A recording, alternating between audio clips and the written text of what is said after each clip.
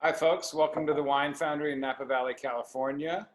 And we are very fortunate this evening on our Wine Foundry Wednesday to welcome my colleagues Stuart Ake and Patrick Sabo, along with our friend and colleague Fredrik Johansson of Staglin Family Vineyard.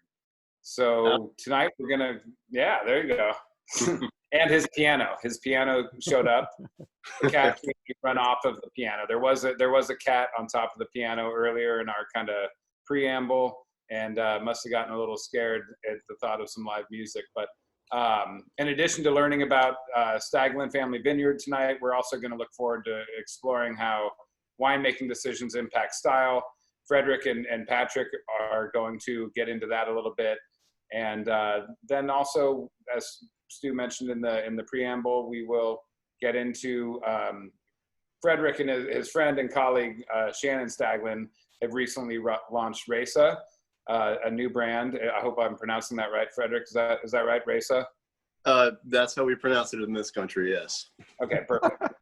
So we're going to kind of step out of the winemaking arena a little later in the show to dig into questions and decisions that go into launching a brand.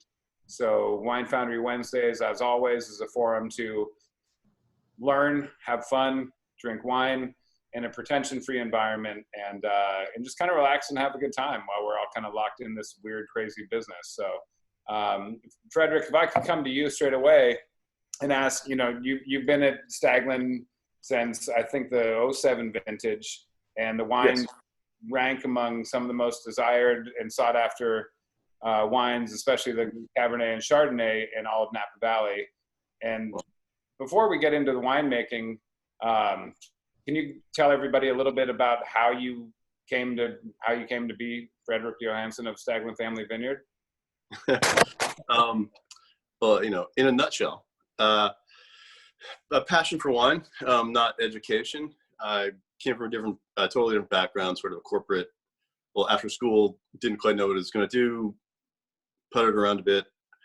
Worked at a law firm. Almost went to law school. Didn't go to law school. Ended up in finance, and worked for a money manager in Silicon Valley for 6 years. But it was the law firm and the money manager that sort of really got me into some of my colleagues that I really liked and were very passionate wine collectors, and it sort of awakened my interest and passion for that, and eventually grew to the point where I couldn't ignore it anymore, and sort of I'm a career refugee into the wine industry, and I think I'm certainly not alone, and it was maybe a little bit less common 10, 15, 20 years ago, but now it's not very uncommon.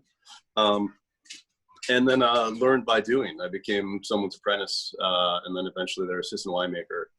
And so didn't have a formal educational background in winemaking. I had a engineering and science background, and then a economics and sort of political science degree.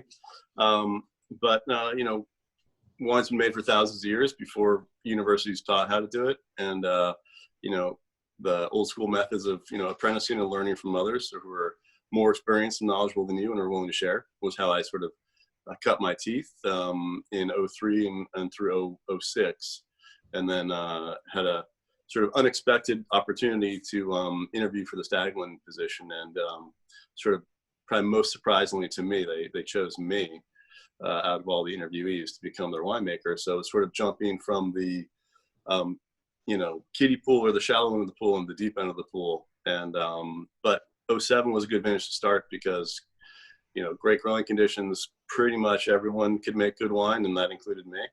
And it made it probably look better than I was, and it bought me the next vintage, and so I could hone my crafts and learn fast. And now I've been there. Yeah, this will be my 14th vintage.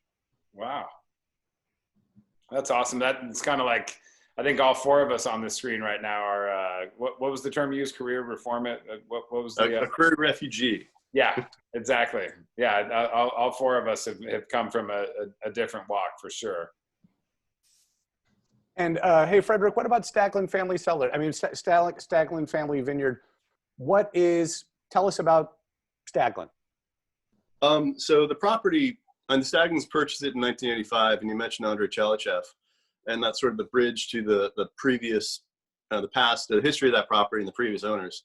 It was owned by the family that owned BV, Beaulieu Vineyards, and so Andrei Chelichev was there a long time and very sort of well-regarded, legendary winemaker and enologist. And he was quite old in 1985 when they purchased it, but he had a sweet spot in his heart for it, the property that is, and so he sort of helped bring them up to speed on, the wine industry, the Rutherford bench, and winemaking and viticulture.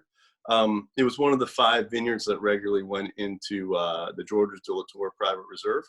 And when I think it was the Sullivan family, or the de la Tour family, when they were selling the winery and to the Hubeline Corporation in the 80s, they kept a few parcels for themselves, and this was one of them, and they eventually sold that one off, and that's how the Staglins ended up with this piece of property. So their history with the property goes back to 1985, but it was originally planted in 1865 by the Stechter family, and it was pulled out during Prohibition, and then replanted by Andrei Chelichev in 1965. So it has a long history of viticulture. Was impacted, like our industry was, significantly by Prohibition. And yeah, so we're right up on the western edge of the valley, at the base of Mount St. John, and the tallest mountain in the Mayacamas range there. And so we're on a sort of raised up on the alluvial deposit there, which is sort of maybe archetypal Rutherford bench, with alluvial deposits that came down from Mount St. John. And so far western part of the valley exposed to the east. So it's a combination of like great drainage and exposure, yet not so extreme, because we have that far western location at the base of the hills gives us some shade. And we'll get into that a little bit later when we talk about style and the wines. But yeah, it's a pretty special property. It's amazing to think that, 100 and, what would that be? 180 or 160 years ago, sorry. Immigrants who had.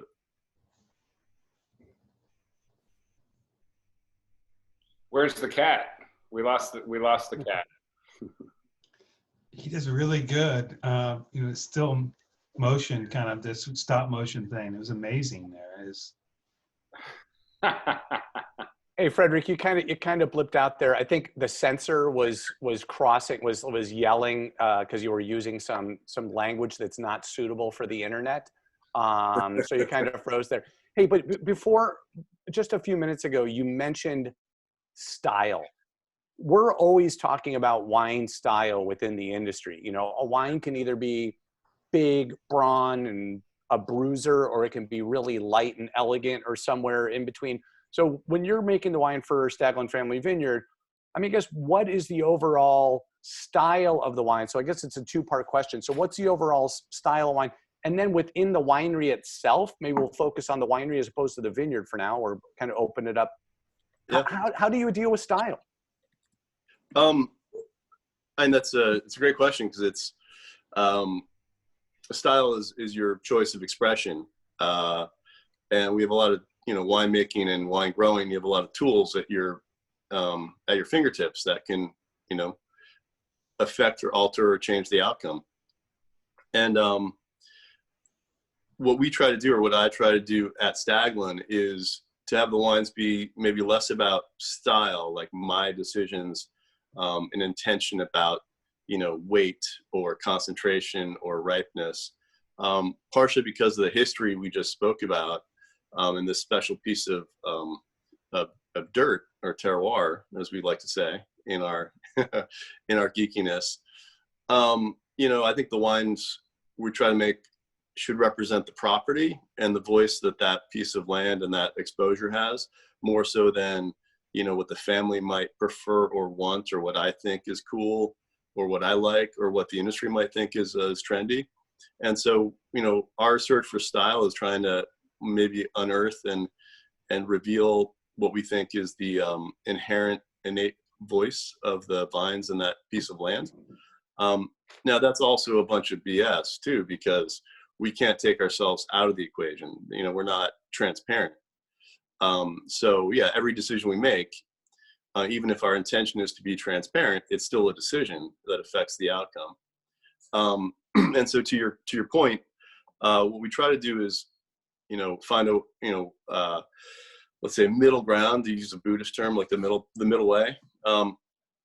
And so we want to farm the vineyard, intensively to get fully mature fruit, so we can capture, the expression of that site in a given year, and then bring that to the winery, and then essentially not, I was going to say F it up, and sort of try to transport that pure expression of the fruit off the vine into the bottle at the end of the whole process.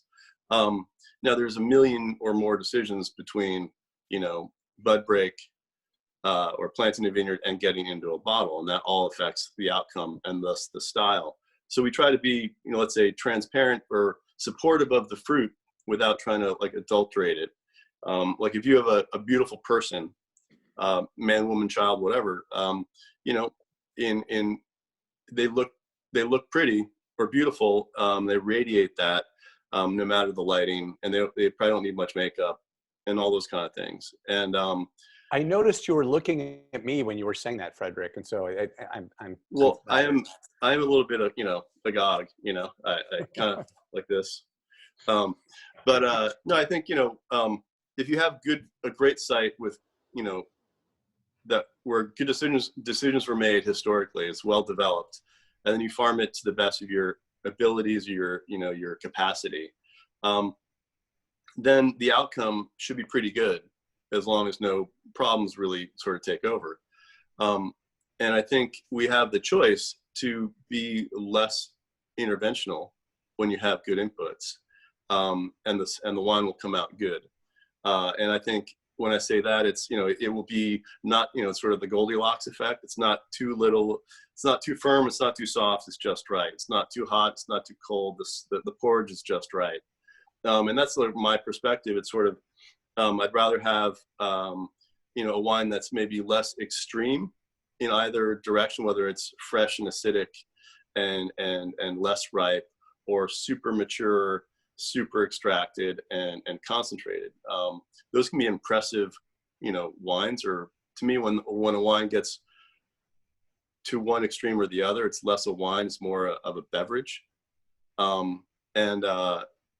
That might be a really weird thing for me to say or people to hear, because I think if you put too much, too heavy-handed sort of thumbprint or fingerprint on a wine, then it becomes more like, craft singles versus a cheese. It's a processed cheesed food product is what craft singles are. And so a very sort of worked vineyard, or a very worked and manipulated or extracted wine, is a bit like a processed grape beverage product more than a wine for me.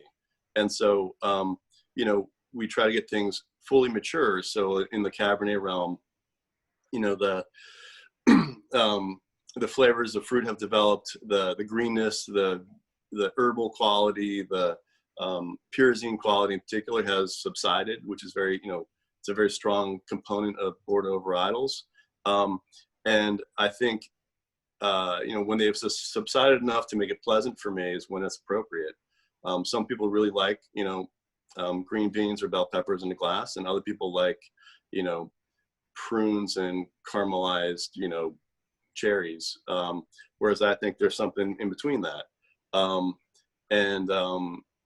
Once we've achieved that in the vineyard, we make our picking decision. And I think the picking decision is the most important decision of all winemaking, and it kind of sets up your style, because it's where you're starting from, and in some sense, for me, philosophically, you can't make it better than when it came off the vine. The best you can do is preserve that level of quality, and then, yeah, of course, you can, affect the outcome by all the vinification decisions, and how long on skins, and then how much oak and what kind of oak, and those things, which can ultimately put the fingerprint or the imprint of your style on the wine. But I think when you do a little too much of that, if you have a good site that's farmed well, then maybe you've injected yourself a bit more in the process than you need to be, from my perspective. Cool. So to that end, Fredrik, when do you decide, where do you draw the lines? Are you drawing the lines only on, products I'm allowed to use? I can use these things, but not these things. I'm sure you do. I think I do. I call them lines in the sand. You know, you Right. definitely, you know, winemakers, there's not one. I mean, we have, you know, the two of us probably agree on a lot of things. We may not make the exact same judgment though on every Right. situation. So what's the correct judgment, or where's the line for you? And I mean, when do you feel like you're being too heavy handed? I mean, I love what you said, because I agree with you in a lot of the strategies going into it. And so, and it's difficult for me to judge myself, or to judge you, or for you to judge me, or decide when we've, you know, kind of hit right on the head, or we pushed it, or we didn't go far Right. enough, or we went too far. I mean, when do you decide that this is just right? Is it just based on your intuition, or how are you, or you're using? Well, yeah, that's How do you and make? that's sort of that's the crux of it in a way, like, because it's lines in sand. It's not lines in concrete, right? It's movable, mutable. It's you know, it changes depending on the conditions and the vintage, right? And so, and also I think first of all, I'm very fortunate, and more fortunate than many, because I'm an estate-based winemaker, where my vineyard is right outside my, you know, our facility. We conduct the farming, we control the farming, you know. We're an island in a sense of control, and that affords me a lot of sort of leeway, but also I don't usually find myself in a position where things are very challenging, because we can sort of mitigate a lot of that early in the process. So I have the luxury of not having to make a lot of tough decisions in terms of intervention. But, and also philosophically, you just heard what I said, I prefer not to intervene. But I'm also, at the end of the day, a professional winemaker. And you can have all the kind of cute and marketable and you know, memeable philosophies out there. But if you stick to them when conditions aren't conducive to that, you might end up really regretting it. You know, like cutting off your nose to spite your face. So, you know, the line changes, and I'm not trying to avoid the answer. Like in a year like 07, you know, you could pick fruit, put it in a bucket. It would fermented nicely, and the wine came out great. 2011 was a very different vintage in the valley, and the line changed for me. Also, I had more experience by then. But also, yeah, with the white line came in right there in 2011, or when did that come in? Yeah, yeah, probably, yeah, 11, you know, might have been 15 during the heat spells, might have been 17 with the fires, you know, it might have been my wedding, I don't know. But I think, you know, like in 11, I learned a lot about myself, to your point of like where the line is. And I had friends who were, you know, they are sort of almost comically rigid in their beliefs. And they ended up making vinegar or making awful wines in 2011. Whereas in 2011, I intervened in a much more dramatic way than I normally would, because I saw the writing on the wall, and I saw the fruit coming in off the vineyard. And even though we made huge, massive selections out in the vineyard and brought in the best fruit we could, it was still affected by, you know, the botrytis and the rot we saw. And if I felt that if I sat on my sort of laurels and my philosophies, I would fail the Staglins as a professional winemaker. And so, you know, we used, you know, fermentation tannins that year. I used, you know, some extraction, you know, some enzymes that year. We used some things to mitigate lactase activity and sort of try to prevent oxidation. And those are things that I don't normally use. And I think there's you know, obviously there's a million products within those different sort of categories, and you can choose, you know, well or poorly, I think. But so in 11, my lines in the sand shifted because the vintage sort of forced that on me.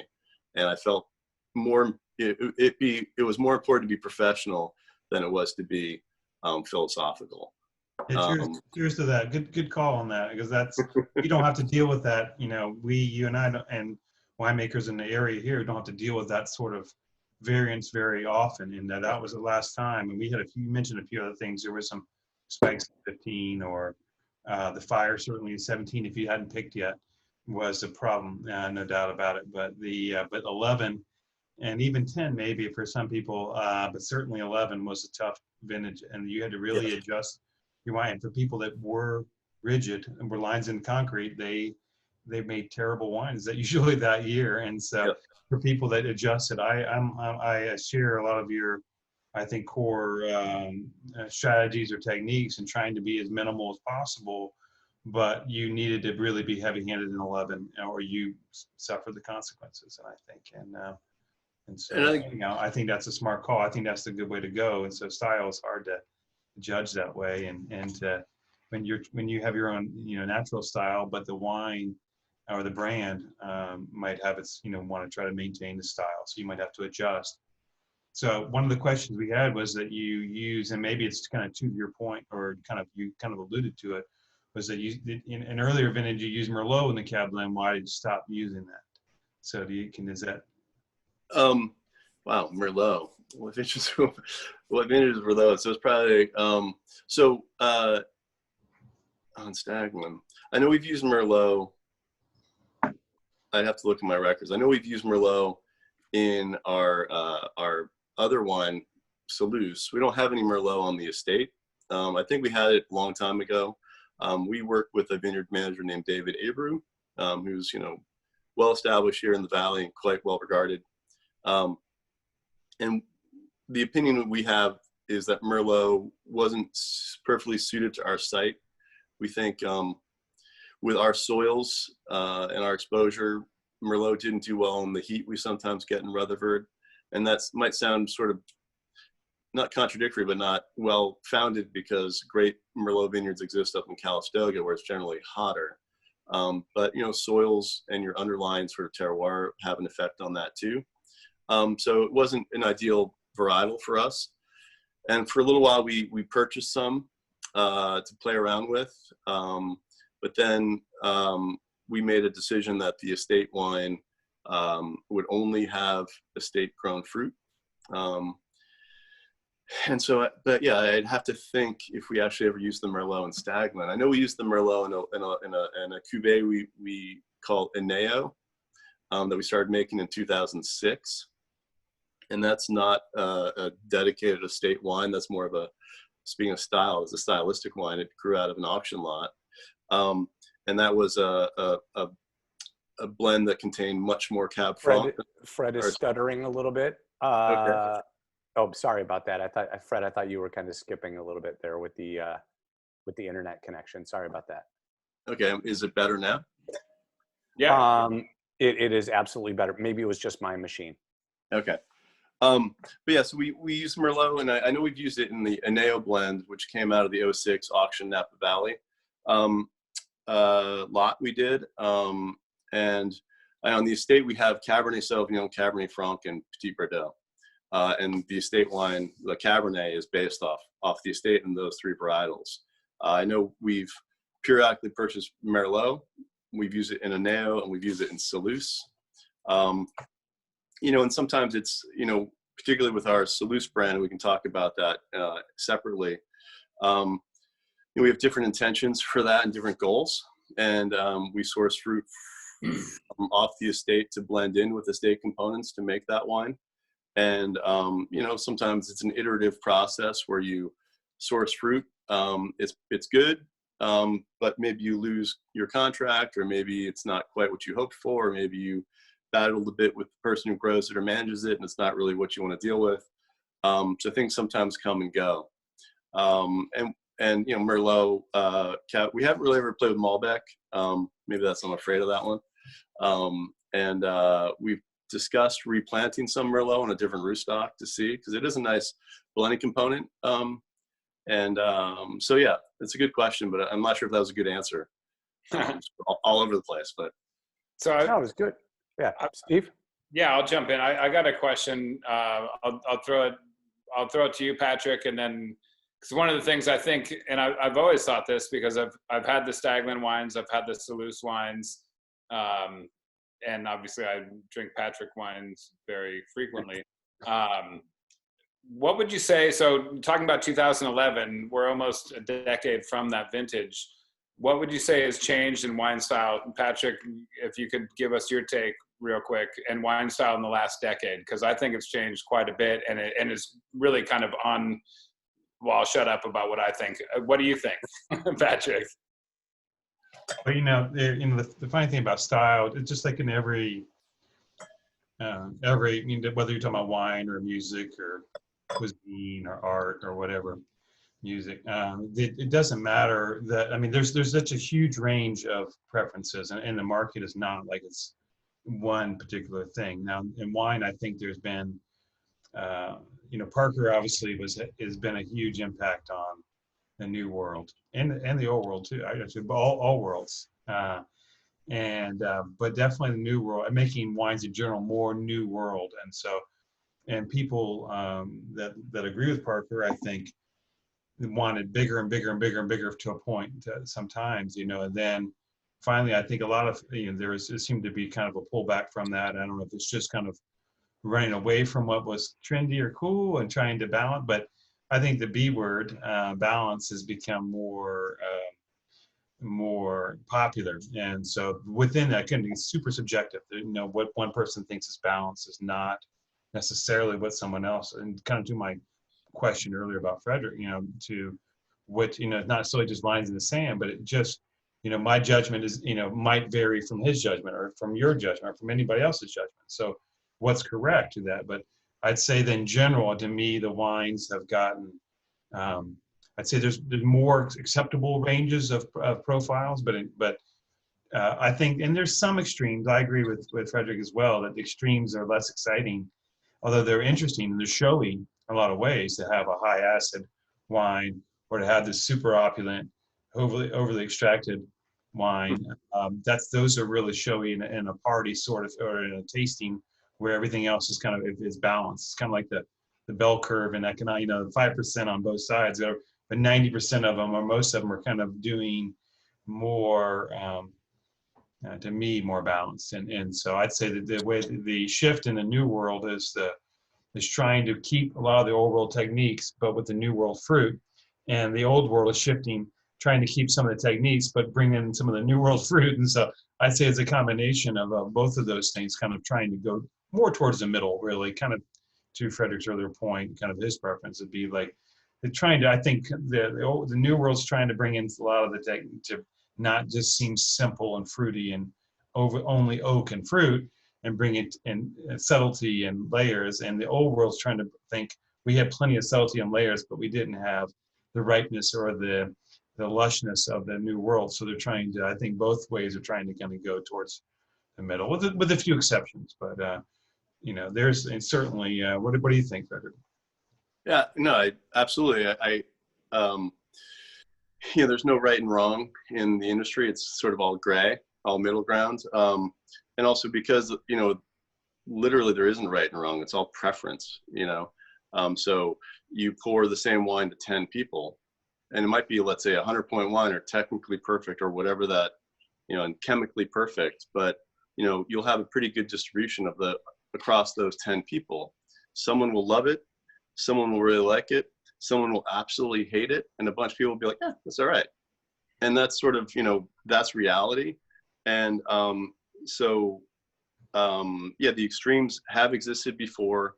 I would go back a little farther than 10 years when I think about the late 90s and the early 2000s. I think about like 2001, 2002 as being, let's say, the apex of maybe the Parker years, or the peak of that era of like, hey, more ripe, more extracted, bigger wines, more plush, more luscious, more concentration. And then I kind of see like 02 as a turning point. It's sort of like, we crawled to the edge of the abyss and we looked into it and we realized maybe we don't want to go there. Or, we realized that just because we could, make wines that way, because there's some new yeast strains available with temperature control and yeast products and nutrients, we could ferment things that had more sugar and higher resulting alcohols. We realized just because we could doesn't mean we should. And I think we've sort of been peeling back or stepping back from that era a bit.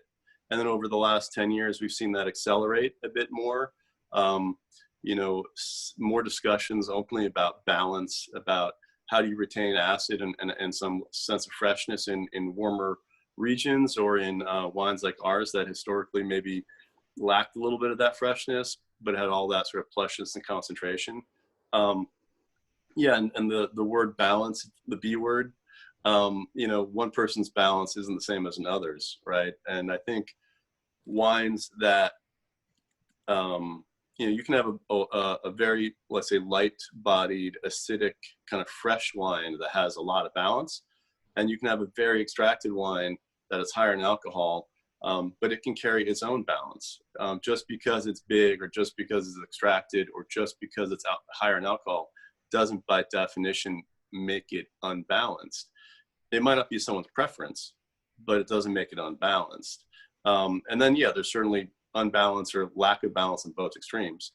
And I think, yeah, over the past 10 years, we've sort of taken a step back from the extremes. I think the idea of sort of, you know, revealing the character of our properties a bit more, and that's sort of, you mentioned the old world versus the new world.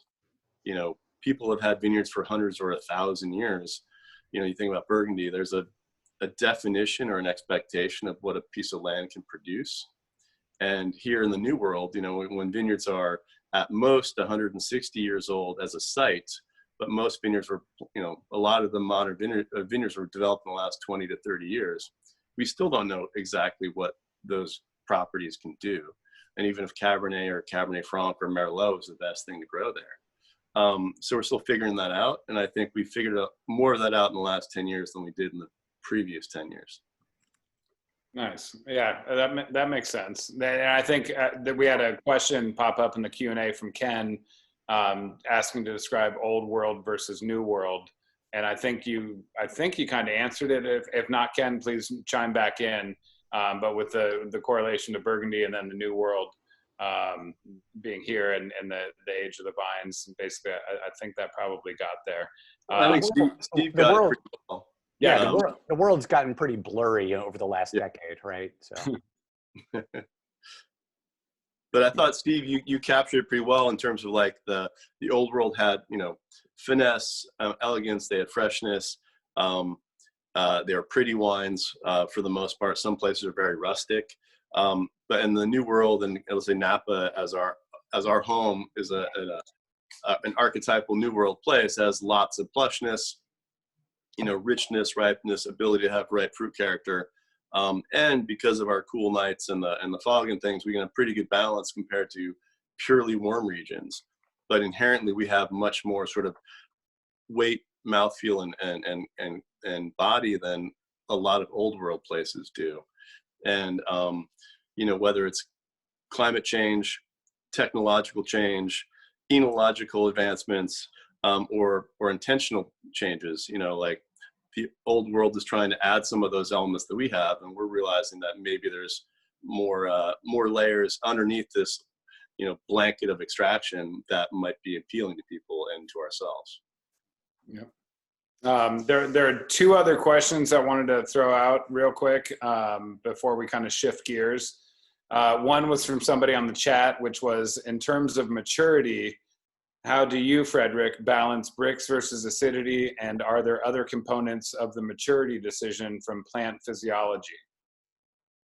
And then it says in parentheses SIC, which I have no idea what that means. I think it's like a newfangled term that I don't understand. What's SIC? I'm not sure about the spelling. Yeah, I think like it's a Latin thing. Okay, got it. Thank you. Well, I thank God the question was about vine maturity or wine maturity, because I was worried that they're asking about my maturity. No, we're clear on that one. Yeah. So, yeah, it's a moving target again, and that's not to be slippery, because you know, vintage makes a huge impact on those things, and the weather patterns, and sort of affects how vines behave and how fruit matures. So from a metrics standpoint, there isn't really something I look for in terms of a pH or a TA and a bricks. That, you know, our harvest numbers are pretty different most vintages, and like 2018 is a good example. you know, overall, let's say a good number of growing degree days in the season, but not as many sort of high peaks and excessively warm days. And it was in some ways mild, but not cool. And we had, you know, for us, for our estate site, and then the other vineyards I work with for Salus and Resa, you know, we were kind of surprised and shocked about, wow, there's a lot of, you know, there's great pH still, and there's, you know, pretty high acid, and that's not something we're used to seeing, because usually we see, you know, pretty high pHs and low TAs by the time, you know, a lot of the vineyards we work with kind of are mature. And so 18 had a lot of, you know, potential freshness in it. Fermentation is a funny thing, you know, so a lot of that kind of shifted, and the wines kind of ended up where they ended up normally. So we had a bigger shift in 18 during fermentation. So even though we picked at lower pHs and higher acids with good, you know, ripeness and fruit maturity, you know, we kind of ended up where we normally did. And so, you know, for me, like, we look at all the metrics, we take a lot of samples in the vineyard, and yeah, we kind of know theoretically what's ideal.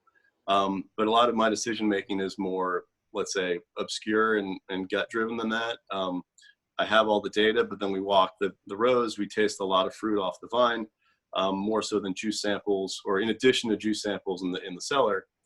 And at some point in time, you kind of, you know, you've walked to several rows in a block, and you've done that 3 times over the previous 7 or 10 days, and it all tasted good, but you're like, yeah, nah, it's not ready yet. And then one day you do the same thing, and like the collection of flavors or tastes you had, let's say you tasted 20 or 30 or 50 berries, you're like, yeah, now it's ready. And then you learn what the numbers are at that time. And I think, you know, we pick at lower bricks now than we did, let's say, 8 or 10 years ago. But we've made, you know, it's a cliche that even like very large industrial producers of wine say, but, you know, wine is made in the vineyard, you know, by farming. People say that they fly over their vineyards in planes or helicopters.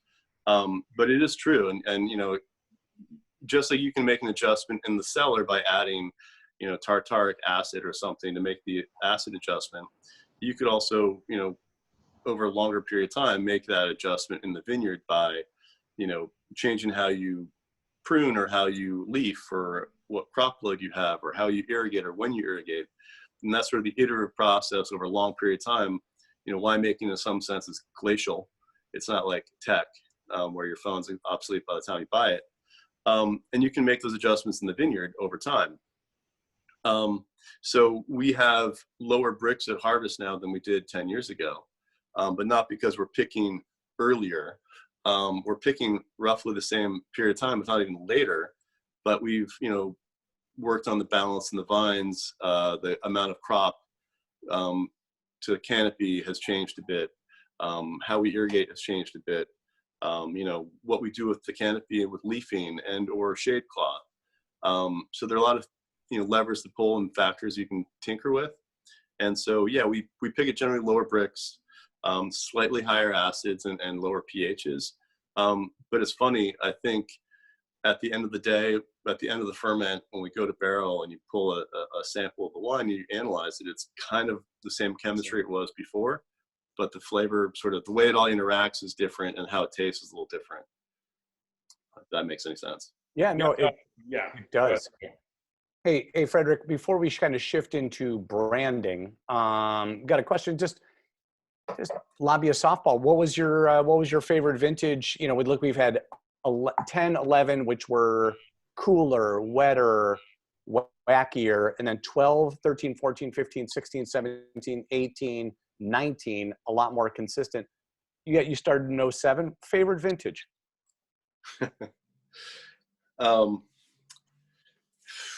Well, I've always had a soft spot in my heart for 08, or like that was, there's something about that vintage that I really liked. It was very challenging because we had a lot of frost early in that year, and we were fortunate we didn't have a lot of damage, but there was a lot of effect, I would say, out in the vineyard and how the canes grew. And so there was more unevenness than normal. But I really liked how the wines came together and how they tasted after the ferment and after the barrel aging. And that's the wine I served at my wedding. My tiny, so that wasn't that big a deal. And so that's, probably in a lot of sense, my favorite vintage. I think the best vintage we've experienced for us, so the way the fruit grew and the way the wines came out, is probably 2013. And it's a bit more structured than we usually make, but like the quality of the tannins, even though there's a lot of them, is really good. And I think that wine will be profoundly interesting with some time. And then going back to, like we were talking about, 2011, in some ways that's the wine I really like. It came together really well, or nicely. We almost didn't bottle it, and then it kind of kept on getting better, and we kept it in barrel longer than normal. So we aged it for like 27 or 28 months. We usually do 22. And we finally got to the point where originally we said, no, we're not going to bottle at 2011. It's not qualitatively Staglin. And then it got to a point where it was really good. It was just atypical. And we kind of said, hey, if we are true to what we say and believe, like a wine is an expression of time and place, there's nothing wrong or flawed with this wine. It's just a smaller wine because of the alcohol, the sugar we picked it at, and it has a little bit more herbaceous quality, but it's a really good wine. We would be lying or untrue to ourselves if we didn't bottle it. And so we made a change to actually put it in a bottle, because it kind of it ticked all the boxes. And then, and it's getting better with time. I really love it. So I guess I chose 3 vintages, not 1. I'm sorry. It's okay. It's a greatest hits package there. And we can talk about, for other people who are kind of asking about 08 with the frost, I think it was the last Thursday in April, we got hit with some really low temperatures in the first Monday in May. And so just, a lot of fruit was lost during that period. Unfortunately, it's a little foggy now that it's been more than a decade ago. Should we shift gears into like you guys have started a brand? Steve, you guys want to talk about branding a little bit, Steve? Yeah, well, I was curious to get into this with Fredrik a little bit. So obviously Staglin's this, Napa stalwart, predominant cab and shard house, and known extremely well. But you and your friend and colleague Shannon Staglin have started Resa, and the American pronunciation, and also Artie Johnson, a good friend of ours collectively, and talented winemaker, has Artishasik and American pronunciation. Yeah, because I can never quite know. I know it's a combination of he and Shannon and the 2 kids' names, but I'm sure I butcher the pronunciation. But with all this kind of collaboration, I think it might be interesting for folks to understand, especially since a lot of folks on this call are interested in smaller, more boutique. I don't like that word, but I use it all the time. Right. Unfortunately. But brands. So, can you shed some light on some things that you and Shannon maybe weighed and deciding to launch this new brand? Yeah, I think, well, thanks for the nice words about Staglin, and, over a long period of time, I think they have worked very hard to establish themselves as a respected and consistent brand here in Napa, based on the 2 varietals you mentioned. And, that's still our focus, and it's Shannon's, legacy and her future.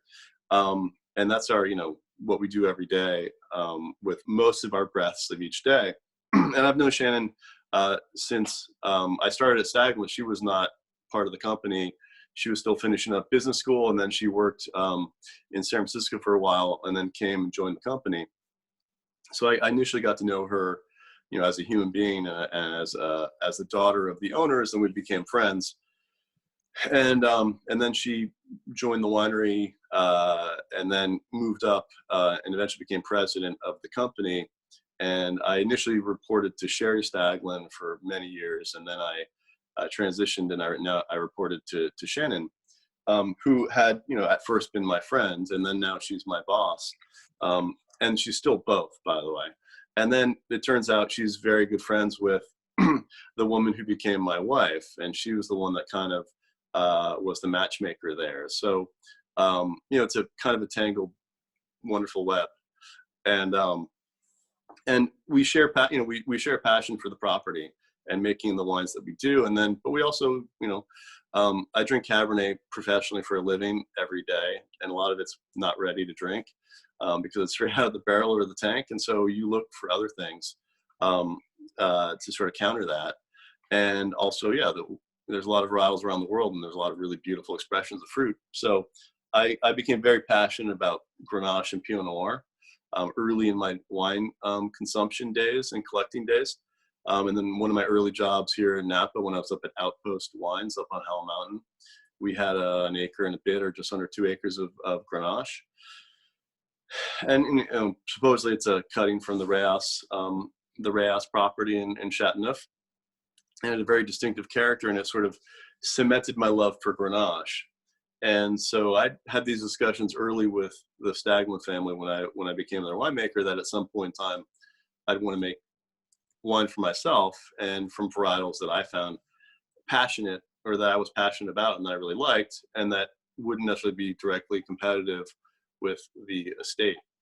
And we continued those discussions over time. I started tinkering with some Grenache on the side, but I'm a horrible business person, and I'm a grower and a maker, not a doer or a seller. And so I made several vintages of wine for fun, just to sort of figure it out.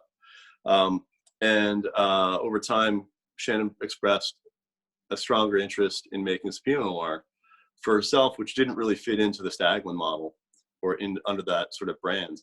And so in discussions were had, and we kind of hatched this plan to sort of combine our outside passions into a project we did together, where we brought the sort of Grenache and Pinot Noir together under something of our own that was separate and distinct from Staglin, not just varietally, but also, let's say, stylistically, from a brand standpoint, because Staglin's an established brand. It's Cabernet, it's Chardonnay. Our collectors are probably let's say a bit older than I am, and older than Shannon, and so we maybe wanted to start a brand that not only were we passionate about the grape varietals and the product, but also maybe the sort of the messaging and the packaging. And so it was kind of a fun thing to do on the side, and we kind of finally brought it together and organized it last year. Can you spell Reyes for us and tell us a little bit about the name? We're getting questions on it, and I feel like I just totally gave bad advice on the Q&A to somebody. So no, and maybe in the future we can do a thing just on the Grenache and the Pinot and Reyes itself. But Reyes is it's R-E-S-A, and it's a Swedish word that means sort of journey or to travel. The Swedes pronounce it Resa, if I butchered that, but I feel I'm allowed to, because I'm a dual citizen of the nation of Sweden and the United States. Both my parents are from Sweden originally, and are Swedish citizens. My father passed away a few years ago, but he lived in Sweden in the last sort of 10-15 years of his life. He went back there. My mother didn't become a citizen until 2000. So I was sort of raised in a Swedish household, and that's sort of, I identify with that sort of heritage and that part of me a lot. So we wanted to sort of capture and honor that a bit in the branding of this. And also the word was meaningful. Journey, right? Life is a journey. We talked about being career refugees. We started out somewhere else and we ended up here. It was a journey to get here. She has had her own journey, and everyone, has their own, whatever they end up doing in life. And so we thought that was kind of a cool concept, that also had a connection directly to me and my heritage. And then also wine, and the passion for these two varietals sort of brought my journey and Shannon's journey together. And so that was sort of how we kind of riffed on the concepts and how we ended up with that name. And, you know, honoring my parents and my heritage was important to me. And, but like having just some Swedish word that didn't really have any meaning would be sort of too superficial. And or too, like, you know, didn't want to be too sort of foreign, you know? So that's sort of how we ended up with the name. And then, you know, a partnership like this is a different journey than a professional relationship of like president and winemaker, and then collaborating on design, collaborating on, you know, packaging, has been its own journey. And we worked with a friend who's an artist and a designer, and kind of came up with a label that's very different than Staglin, and not sort of forced purposefully so, but, you know, we wanted to definitely explore something different. And Richard, our designer, is quite a creative and maybe out there guy. Yeah, he's pretty out there. Yeah, and we came up with he came up with a couple ideas based on information we'd given him and some ideas and images we'd given him, and he presented something. One of them was just really resonated with me, and it was pretty out there, and that's sort of ultimately what has become what was the source material for the label we have now. So that's been a fun project, and also it's nice to have something that's distinct from, you know, Staglin itself. It's something we do for each other and for ourselves, and allows us a voice of our own in a so let's say a freer way than might be possible under the Staglin umbrella, because of the heritage and the history there. Yeah. So that's sort of how we ended up with this brand and this project. We actually did kind of a similar thing. Like for Anarchist, we knew we wanted to do something completely different from both the winemaking and branding standpoint. We talked about pushing boundaries in pursuit of flavor. Like it's got to be something different. Patrick, I mean, we kind of went crazy with the packaging. You went crazy with the winemaking. Do you want to kind of, you know, kind of we took you out, like we originally put him in a cave with shackles for about 3 months without food and water, and then he came out emaciated, a beard similar to Fredrik's right now, which we've allowed him to trim. Patricio, you also broke boundaries. What happened? No, it is fun to be, you know, it's fun to step outside the box for sure. You know, it's definitely, I think that tradition brings a lot of interestingness to and consistency to style and wine or music or cuisine or whatever the milieu would be. But it's definitely a fun to have some, you know, kind of, inherit some things from the past, but it's also fun to kind of change it. I liked a lot of things about, you know, Anarchist is none of the wines none of those blends have been done before. And so I thought that was pretty cool to be able to put together things, as far as we know, have never been done before, and done in ways that people were, why would you co-ferment, you know, Gewürztraminer and Riesling and Chenin Blanc together? I'm like, well, why not do that? And so I think that was that's just a, you know, example. I think it's fun, you know. So I am a huge fan, and I'm very traditional in general. I love what the as we talked about earlier, and I mentioned earlier, I love what the old world has brought, but I do think the new world has some exciting opportunities, and when you don't limit yourself to making the same decisions that someone before you's already done necessarily. Steve decided maybe to come back and join us again on video, and sometimes he comes in and sometimes he goes out. That's outside the box. It is, you know, you don't want to be literally in a box that's on your computer. You know? We've put you in the Zoom box, actually, Patrick. Yeah, it was great. No, it's fun to be able to do it. I mean, and Fredrik gets to do the same thing. You know, he's making, you know, the wines that people expect, and I think in general probably assume that Staglin's a bit more, quote unquote, more traditional, but then he has this Rasa and the loose place, yeah. Yeah, so it's cool for him to be able to have that same. And some people don't necessarily need to do that or want to do that.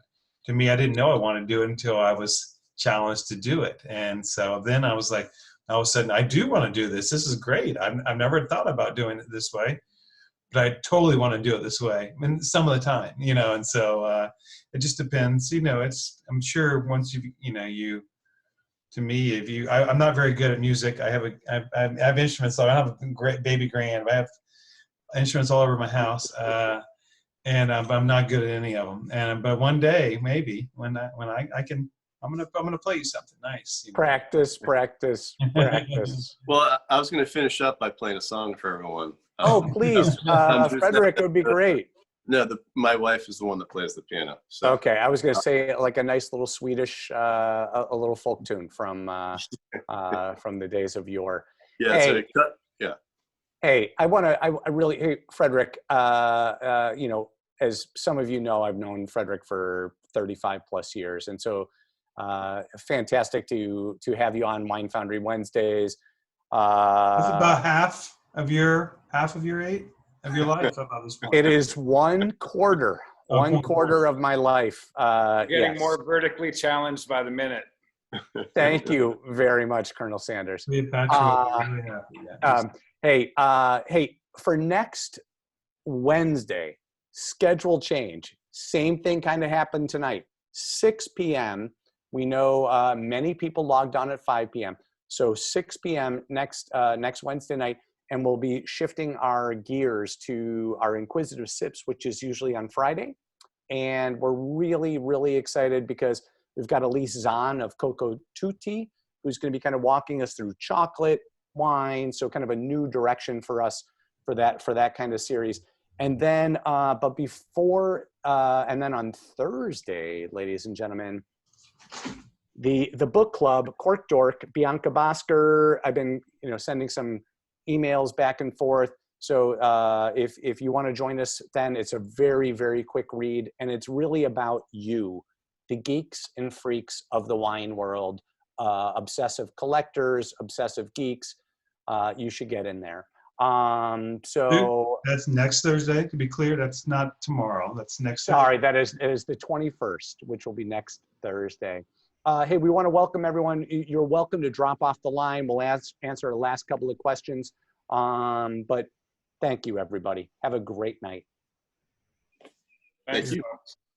And so for anybody